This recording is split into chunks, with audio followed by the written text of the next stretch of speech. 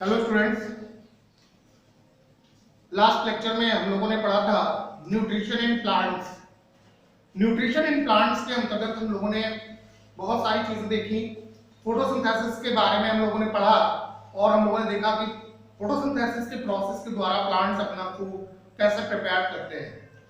हम लोगों ने कुछ एक्सपेरिमेंटल ऑब्जर्वेशंस भी देखे जिससे ये प्रूव हुआ कि फोटोसिंथेसिस के दौरान कौन कौन से रॉ मटेरियल्स की आवश्यकता होती है और उसको एक्सपेरिमेंटली प्रूव भी किया कि हाँ, फोटोसिंथेसिस के दौरान क्लोरोफिल की आवश्यकता होती है, कार्बन डाइऑक्साइड की आवश्यकता होती है, वाटर की आवश्यकता होती है। इन सारी चीजों के बारे में हम लोग पढ़ चुके हैं।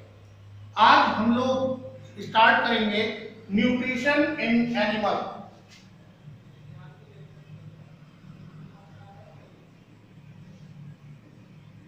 न्यूट्रिशन इन एनिमल, जंतुओं के अंदर न्यूट्रिशन कैसे होता है। तो हम लोग सभी लोग जानते हैं कि जो प्लांट्स थे वो तो ऑटोट्रॉपिक थे।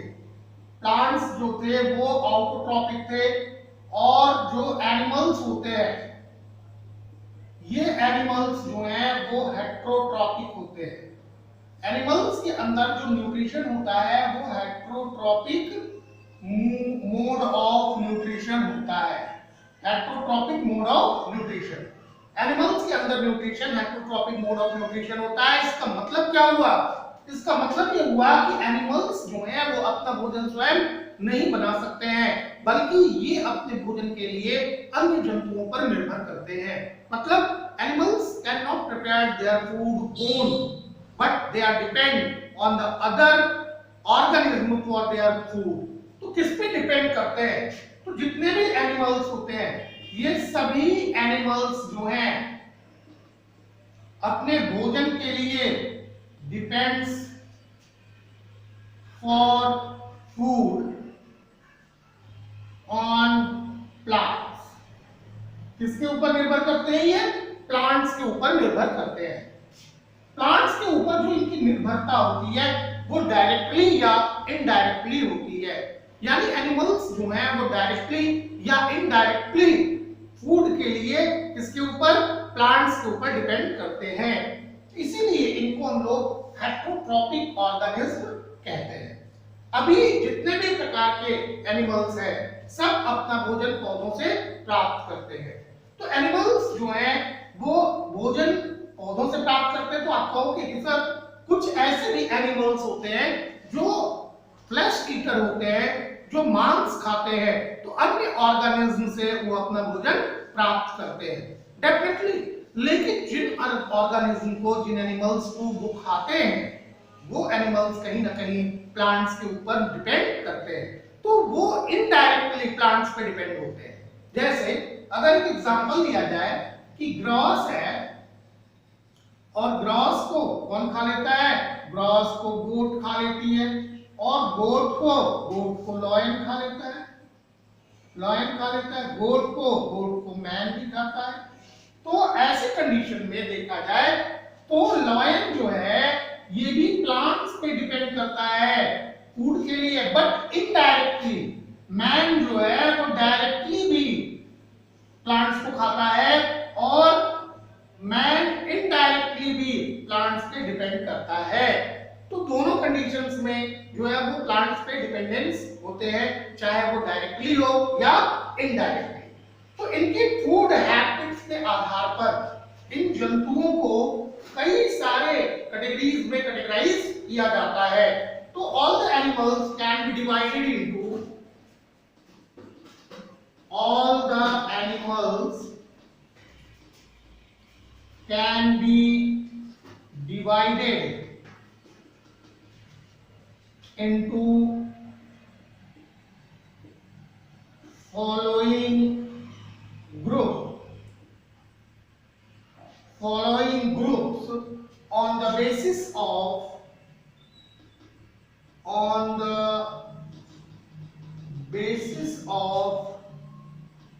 their food habit. Food habit के आधार पर इनको कुछ ग्रुप्स में बांट दिया जाता है। तो सबसे पहला जो होता है इसको हम लोग कहते हैं हार्बीवोर्स। हार्बीवोर्स। दूसरा जो होता है वो है कार्निवोर्स, और तीसरा जो होता है जिसको कहते हैं ओमनिवोर्स। 3 ग्रुपों में ये बांट दिया गया। इसके साथ साथ कुछ ऐसे भी जीव होते हैं जिनको हम लोग क्या कह सकते हैं, इंसेक्टिवोर्स। इंसेक्टिवोर्स।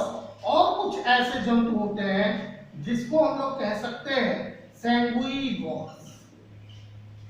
तो हर्बीवोर्स क्या है, ऐसे सभी जीव जो डायरेक्टली प्लांट को खाते हैं उनको हम लोग क्या कहते हैं, हर्बीवोर्स। यानी जो ऐसे जीव होते हैं जो शाकाहारी होते हैं उनको हम लोग हर्बीवोर्स कहते हैं। कार्निवोर्स क्या है, कार्निवोर्स वो है जो फ्लैश ईटर होते हैं, जो मांस खाते हैं, इनको कार्निवोर्स कहते हैं। और ओमनिवोर्स, ओमनिवोर्स वो जीव होते हैं जो क्या करते हैं, जो प्लांट्स को भी खाते हैं और एनिमल्स को भी खाते हैं, उनको ओमनिवोर्स कहते हैं। इंसेक्टिवोर्स वो होते हैं ऐसे सभी जीव जो भोजन के रूप में कीड़ों को लेते हैं, वो इंसेक्टिवोर्स कहलाते हैं। लेकिन जितने भी ऐसे जंतु होते हैं, जितने भी ऐसे जंतु होते हैं जो ब्लड शकर होते हैं, उनको सैंगुइवोर्स कहते हैं। जो ब्लड शक करते हैं तो वो सभी सैंगुइवोर्स कहलाते हैं। तो ये जो है वो कैटेगरी थी जीवों की, किसके आधार पर, उनके फूड हैबिट्स के आधार पर। अभी हम लोग बात करेंगे कि एनिमल न्यूट्रिशन के अंदर कौन कौन से प्रोसेसेस होते हैं। वो कौन कौन से प्रोसेसेस है जिनके द्वारा एनिमल्स के अंदर न्यूट्रिशन होता है।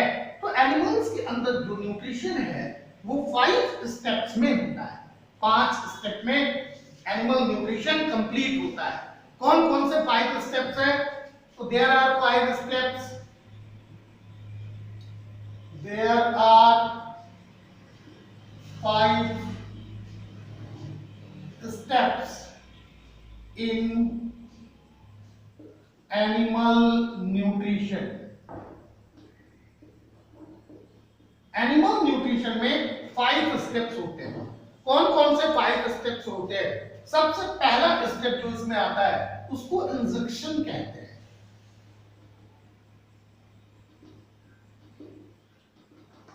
दूसरा स्टेप जो आता है उसको डाइजेशन, डाइजेशन कहते हैं। तीसरा स्टेप जो आता है वो एब्जॉर्प्शन कहलाता है। चौथा स्टेप एसिमिलेशन। पांचवा स्टेप जो होता है इसको हम लोग इजेक्शन कहते हैं।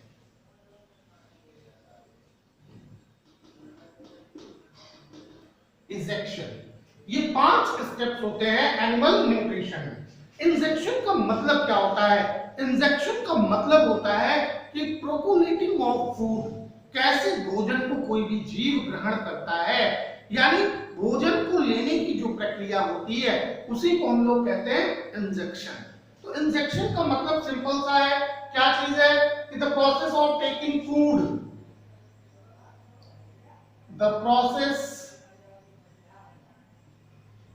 of taking food, process of taking food, that is known as injection। अब डिफरेंट ऑर्गेनिज्म के अंदर जो प्रोसेस है भोजन लेने का वो डिफरेंट होता है। अगर हम लोग ह्यूमन बीइंग्स की बात करें तो ह्यूमन बीइंग्स हाथ के द्वारा अपने भोजन को उठाकर मुंह में डालता है। तो अन्य जंतुओं में माउथ जो है वो माउथ कैविटी पाई जाती है और मुंह के थ्रू अपना भोजन लेते हैं। लेकिन कुछ ऐसे भी सिंपल ऑर्गेनिज्म हैं जिनके अंदर माउथ नहीं पाया जाता है, और जब माउथ नहीं पाया जाएगा तो ऐसे में उनके अंदर एक वैक्यूल्स का फॉर्मेशन होता है। तो जितने सिंपल यूनिसेलुलर ऑर्गेनिज्म होते हैं उनके अंदर माउथ नहीं होता है, उनके अंदर मुंह नहीं होता है, तो वो भोजन जो है वो एक स्पेशल ग्रुप्स के द्वारा लेते हैं। इसी को हम क्या कहेंगे? इंजेक्शन। अब आती है बात डाइजेशन। डाइजेशन का मतलब क्या होता है? डाइजेशन का मतलब होता है कि to break the complex insoluble organic material into simple soluble inorganic material। Digestion के अंतर्गत क्या होता है? देखो, जो हमारा भोजन है वो एक कॉम्प्लेक्स ऑर्गेनिक मैटर है। कॉम्प्लेक्स ऑर्गेनिक मैटर जिसको हम लोग खाते हैं वो कार्बोहाइड्रेट के रूप में है, फैट्स के रूप में है, प्रोटीन्स के रूप में है।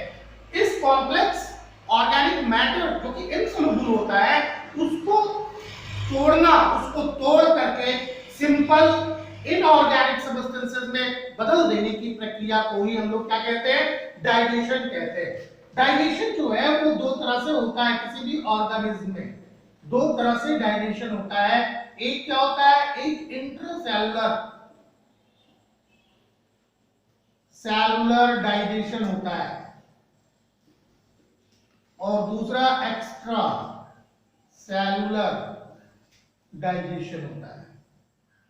एक इंट्रासेलुलर डाइजेशन और दूसरा एक्स्ट्रा सेलुलर डाइजेशन होता है। अगली बात कि जो डाइजेस्टेड फूड होगा वो डाइजेस्टेड फूड एब्जॉर्ब होता है। एब्जॉर्प्शन किसके द्वारा होता है?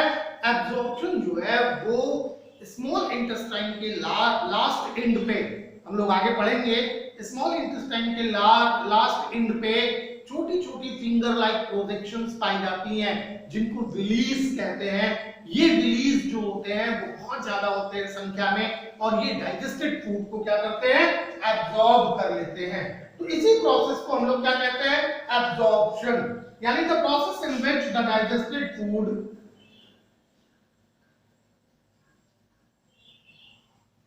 the process in which the digested food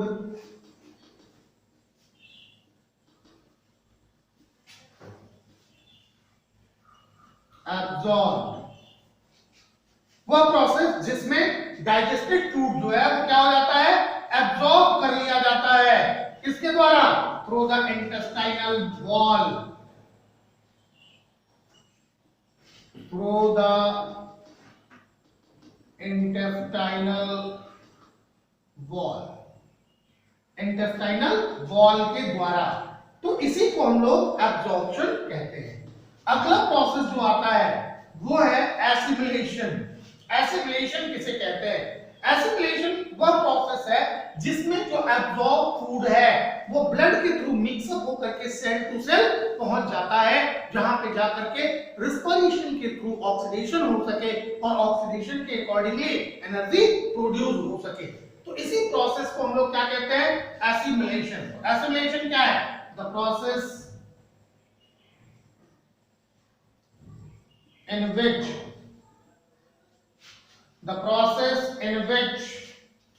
the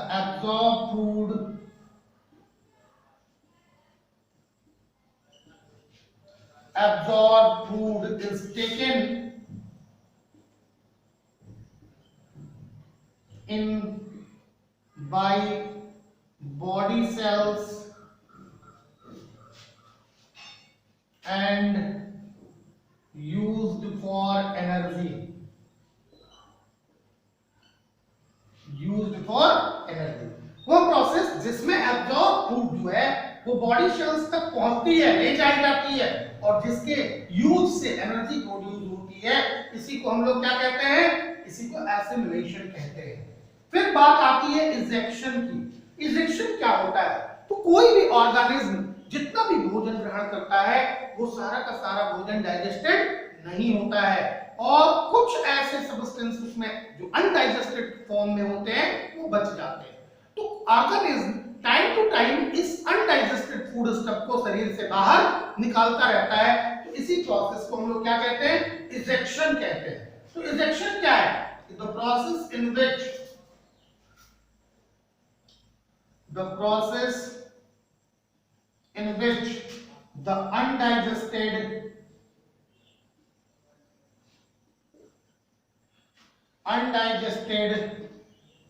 food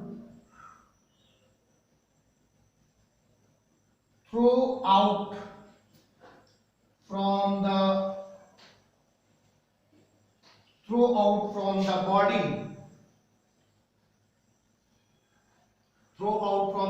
body is called ejection. इसी को ejection कहते हैं।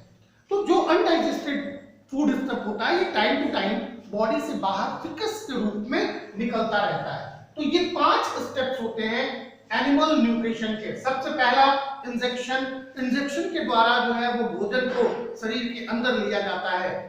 भिन्न भिन्न जंतुओं के अंदर इंजेक्शन के मोड जो है वो भिन्न भिन्न है। इसके साथ दूसरी चीज जो दूसरा स्टेप आता है वो है डाइजेशन। तो डाइजेशन के दौरान क्या होता है कि जो कॉम्प्लेक्स इनसोल्युबल ऑर्गेनिक मटेरियल है, जो फूड है हमारा, वो सिंपल इनऑर्गेनिक मटेरियल में टूट जाता है जो कि सोल्युबल होता है। फिर बात आती है एब्जॉर्प्शन की। जो डाइजेस्टेड फूड होता है वो इंटेस्टाइनल वॉल के द्वारा एब्जॉर्ब कर लिया जाता है और एब्जॉर्ब करने के बाद क्या होगा, एसिमिलेशन वह प्रोसेस होता है जिसमें एब्जॉर्ब फूड जो है वो बॉडी सेल्स तक पहुंचता है और जिसका यूज करके एनर्जी का प्रोडक्शन होता है। इसके बाद सबसे लास्ट जो स्टेप है वो है इजेक्शन। क्योंकि कोई भी जीव जितना भोजन प्रोकोलेट करता है वो टोटल फूड जो है वो डाइजेस्टेड नहीं होता है। कुछ अनडाइजेस्टेड फूड स्टफ जो है वो बच जाता है और ये अनडाइजेस्टेड फूड स्टफ जो है वो टाइम टू टाइम शरीर से बाहर निकल जाता है। तो इसी को हम लोग क्या कहते हैं, इजेक्शन कहते हैं। तो अभी ये सारे स्टेप्स जो हैं वो सभी प्रकार के जीवों के अंदर होते हैं। ये पांचों स्टेप आएंगे किसी भी एनिमल के न्यूट्रिशन में, चाहे वो सिंपल यूनिसेलुलर ऑर्गेनिज्म हो या फिर मल्टीसेलुलर ऑर्गेनिज्म हो, कोई भी ऑर्गेनिज्म हो, उन सब के अंदर ये पांचों स्टेप्स आते हैं। तो आइए सबसे पहले हम लोग बात करते हैं एक सिंपल यूनिसेलुलर ऑर्गेनिज्म की कि इसके अंदर न्यूट्रिशन कैसे होता है। तो हम लोग देखेंगे nutrition in amoeba. Nutrition in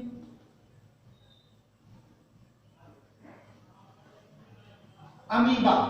amoeba के अंदर न्यूट्रिशन कैसे होता है। तो सबसे इंपॉर्टेंट चीज ये जान लें कि अमीबा एक यूनिसेलुलर ऑर्गेनिज्म है। Amoeba is an unicellular organism. Unicellular organism होने की वजह से जितने भी लाइफ प्रोसेसेस होते हैं वो सारे के सारे इसके एक सिंगल सेल में होते हैं। सारे के सारे प्रोसेसेस जो हैं वो एक सिंगल सेल के अंदर होता है।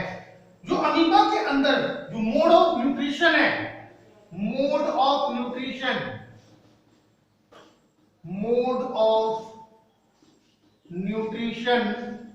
इन अमीबा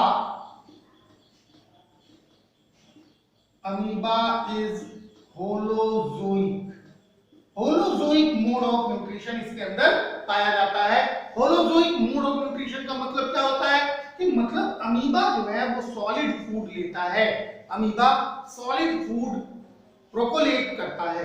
तो जितने भी ऐसे ऑर्गेनिज्म हैं जो सॉलिड फूड लेते हैं उनके अंदर होलोजोइक मोड ऑफ न्यूट्रिशन होता है। दूसरी चीज जो हम लोग बात करते हैं कि the process of obtaining food by amoeba that is known as phagocytosis. Phagocytosis का मतलब क्या होता है, self feeding. The mode of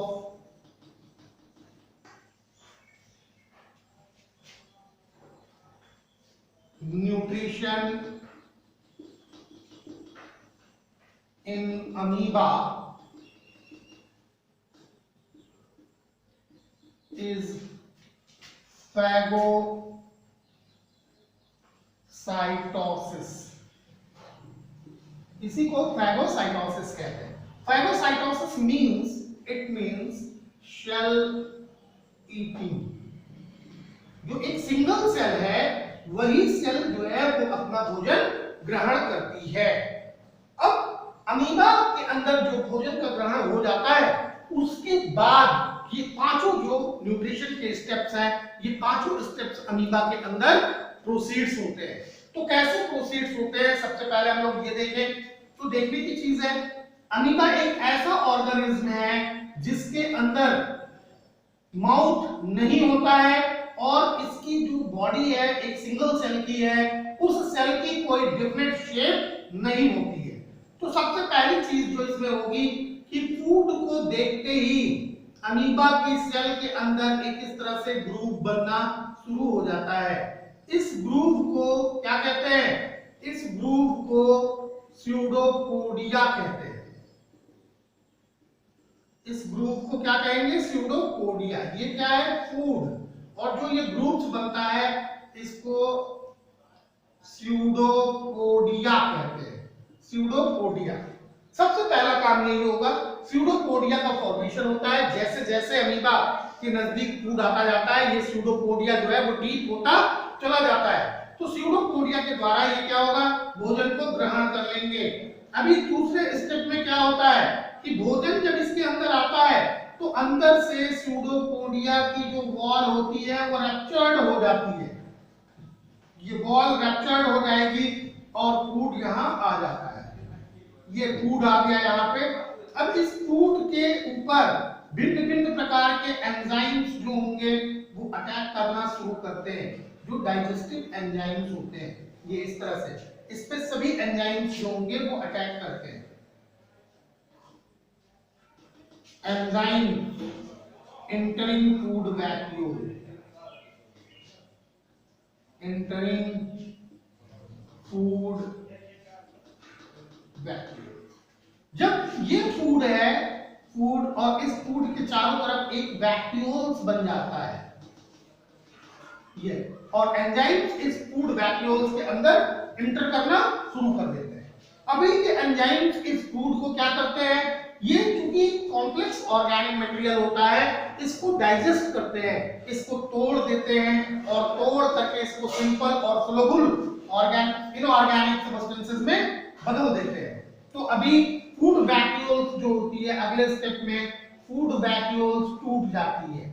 ये फूड वैक्यूल्स टूट जाएगी और डिफ्यूजन के प्रोसेस के द्वारा जो डाइजेस्टेड फूड होता है वो पूरी सेल के अंदर डिफ्यूज हो जाता है। पूरी सेल में जो डाइजेस्टेड फूड होगा वो क्या हो जाएगा? डिफ्यूज हो जाता है पूरे के पूरे सेल में। अब अमीबा इस फूड के द्वारा क्या करती है? वो अपनी बॉडी को ग्रो करती है। इस फूड का यूज एनर्जी प्रोडक्शन में होता है। इसकी बॉडी जो होगी वो इनलार्ज होगी और कुछ अनडाइजेस्टेड फूड स्टफ जो है वो बचा रहता है। कुछ अनडाइजेस्टेड फूड स्टफ बचा रहेगा। ये न्यूक्लियस है, ये अनडाइजेस्टेड फूड स्टफ है। तो अगले स्टेप में जो इजेक्शन का स्टेप होता है, इजेक्शन के स्टेप में क्या होता है कि अमीबा की बॉडी जो होगी वो एक जगह कहीं से रैप्चर्ड हो जाती है इस तरह से, और यहाँ से जो अनडाइजेस्टेड फूड होता है वो बाहर निकल जाता है। ये फूड यहाँ से बाहर निकल जाएगा जो कि अनडाइजेस्टेड होता है। तो इस तरह से ये पांचों स्टेप अमीबा के अंदर कंप्लीट हो जाते हैं। तो अमीबा के अंदर जो न्यूट्रिशन होता है वो भी 5 स्टेप्स में होता है। तो ऐसे और भी बहुत सारे जीव हैं जो यूनिसेलुलर हैं, और यूनिसेलुलर होने की वजह से उनके अंदर जो इनके अंदर न्यूट्रिशन होता है वो न्यूट्रिशन अमीबा की तरह से ही होता है। तो अमीबा के अंदर जो न्यूट्रिशन है उनको पांचों स्टेप में हम लोग एक्सप्लेन कर सकते हैं। सबसे पहला स्टेप जो होगा वो क्या होगा? Injection.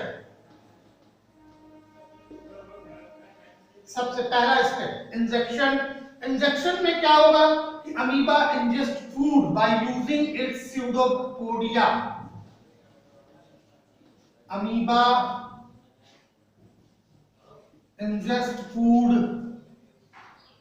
by using pseudopodia।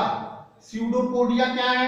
Actual में अमीबा के अंदर जो ये ग्रुप्स बनते हैं यही स्यूडोपोडिया कहलाते हैं, और these pseudopodia are also locomotory organs in amoeba। ये सूडोपोडिया जो है वो अमीबा के अंदर लोकोमोटरी ऑर्गन भी होता है। अब दूसरी चीज डाइजेशन। अमीबा के अंदर डाइजेशन कैसे होगा, कौन कौन सी चीजें होती हैं? तो अमीबा के अंदर फूड जो है वो फूड वैक्यूल्स के अंदर डाइजेस्टेड होता है। तो food in amoeba is digested in food vacuoles by the action of enzymes। Enzymes के एक्शन के द्वारा ये चीज जहां पे फूड वैक्यूल्स में एंजाइम्स जो होती हैं वो एक्शन करती हैं और यहां पे ये एंजाइम्स इस कॉम्प्लेक्स ऑर्गेनिक मटेरियल को ब्रेक करके सिंपल इनऑर्गेनिक मटेरियल में कन्वर्ट कर देती है। तो इस तरह से डाइजेशन कंप्लीट हो जाता है। अब क्या होगा? एब्जॉर्प्शन। एब्जॉर्प्शन एब्जॉर्प्शन में क्या होता है कि डाइजेस्टिव फूड जो कि फूड वैक्यूल्स में होता है वो पूरी सेल के द्वारा एब्जॉर्ब कर लिया जाता है। किसमें? साइटोप्लाज्म में। कैसे? By the diffusion. तो the digested food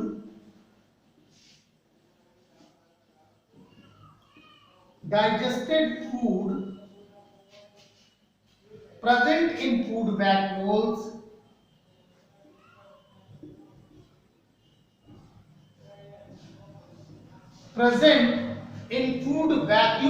of amoeba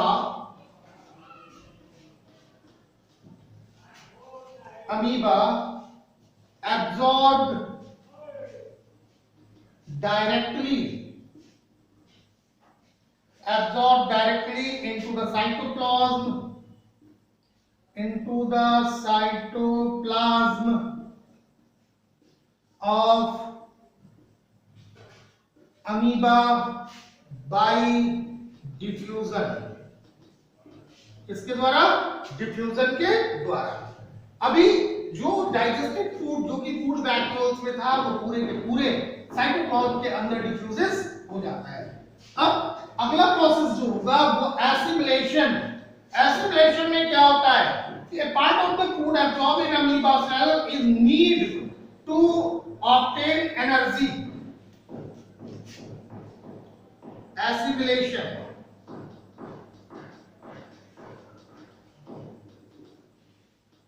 assimilation के अंतर्गत क्या होगा?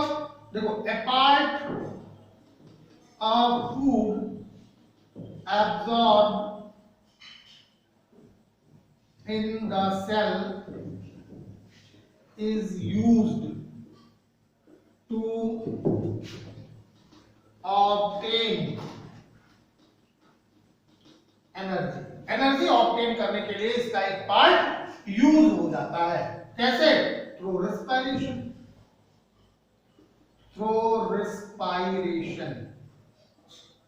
रेस्पिरेशन के द्वारा।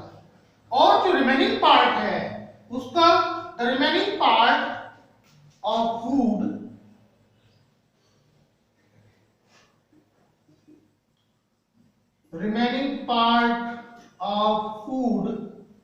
जो रिमेनिंग पार्ट होगा भोजन का is used for the making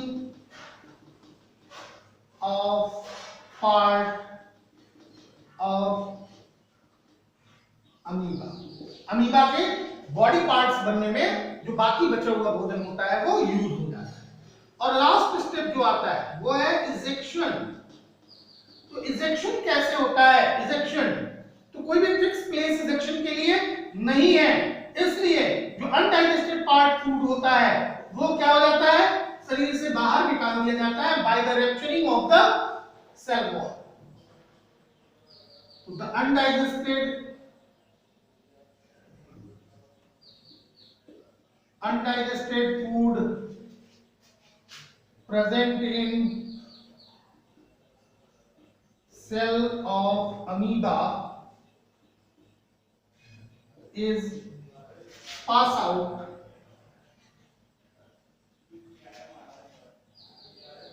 from the cell time to time by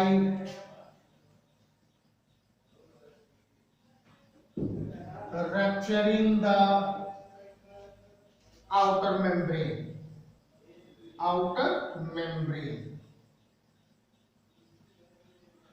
अब ये सारे प्रोसेसेस जो होते हैं, जितने भी सिंपल यूनिसेलुलर ऑर्गेनिज्म है, उन सभी ऑर्गेनिज्म के अंदर ये सारे प्रोसेसेस होते रहते हैं। तो चाहे वो पैरामीशियम हो या यूग्लिना हो या जितने भी यूनिसेलुलर ऑर्गेनिज्म है, इन सब के अंदर जो न्यूट्रिशन होता है वो इसी तरह से होता है। इसके बाद हम लोगों को पढ़ना है कॉम्प्लेक्स जो ऑर्गेनिज्म होते हैं उनके अंदर न्यूट्रिशन कैसे होता है। तो इसमें हम लोग पढ़ेंगे ह्यूमन के बारे में कि ह्यूमन में न्यूट्रिशन कैसा होता है और कैसे जो है वो ह्यूमन बीइंग्स जो फूड प्रोकोलेट करता है उसका डाइजेशन होता है। तो ये सारी कंप्लीट चीजें हम लोग पढ़ेंगे ह्यूमन डाइजेस्टिव सिस्टम में। तो नेक्स्ट लेक्चर में हम लोग पढ़ेंगे ह्यूमन डाइजेस्टिव सिस्टम।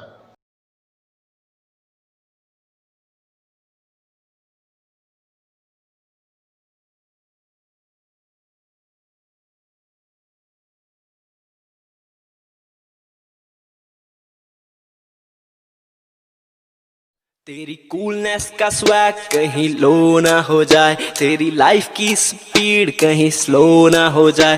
तेरी कूलनेस का स्वैग कहीं लो ना हो जाए, तेरी लाइफ की स्पीड कहीं स्लो ना हो जाए। जरा ध्यान से सुनो ना, फिर बाद में ना रोना। थोड़ी केयर तो करो ना, हाथ अच्छे से धोना। लेट्स रोको कोरोना, थोड़ी केयर तो करो ना।